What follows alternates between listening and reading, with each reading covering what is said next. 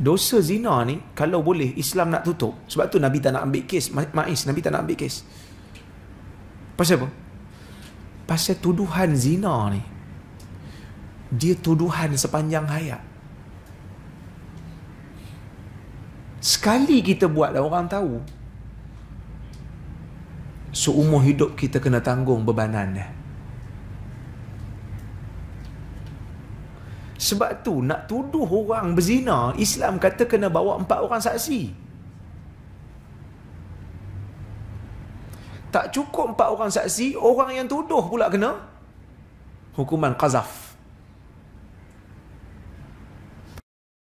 Apa hukuman qazaf, tuan-tuan?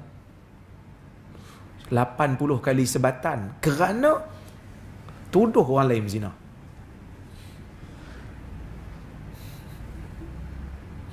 Kita kadang-kadang ringan mulut.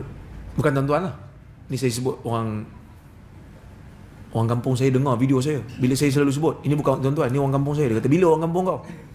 Jangan tuduh kami. Marah dah. Saya kata, ni orang kampung orang lain lah. Ni video nanti pergi YouTube kan. Jadi, apa ni, katalah, kadang-kadang kita tak sedar benda ni. Tapi benda ni dosa besar. Kita nampak jiran kita, anak dia naik motor kan, dengan tunang naik motor pun rapat-rapat. Kita tengok daripada tepi. Tapi habis dia keluar malam. Tak lama lagi mengandung tu. Jangan sebut. Jangan sebut macam tu. Takut jadi qazaf. Dia qazaf ni maksud kita tuduh orang tanpa bawa 4 orang saksi. Tuduhan berzina sangat berat.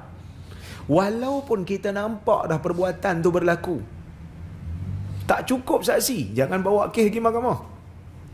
Kerana Islam nak tutup, kita pergi nasihat dia. Semalam saya nampak awak buat apa semalam? Dalam gelap. Tak ada buat apa, jangan tipu. Saya buat torchlight, saya nampak. Tolong ubah sikit perangai kan. Tapi jangan bawa kes pergi mahkamah. Jangan cerita orang dia tu berzina semalam, aku nampak. Tutup aib orang. Cuma kita bagi nasihat dia lah. Pasal apa? Pasal nak tuduh orang berzina ni, orang yang dituduh tu menanggung malu sepanjang hayat. Tuan-tuan tengok, kan biasa kita tengok kan, Buletin Utama ke Berita TV1 kan, seorang ayah dihadapkan ke mahkamah atas tuduhan sumbang mahram dengan anaknya. Kes dibacakan oleh hakim dan akan dibicarakan pada tarikh sekian-sekian. Kita kata apa?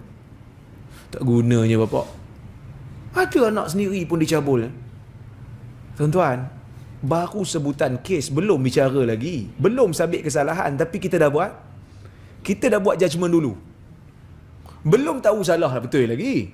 Baru kes dibacakan oleh hakim dan akan dibicarakan, tapi kita dah buat kesimpulan. Kita kata apa? Tak gunanya bapak. Sebab itu Islam kalau boleh dia nak tutup dosa-dosa zina ni.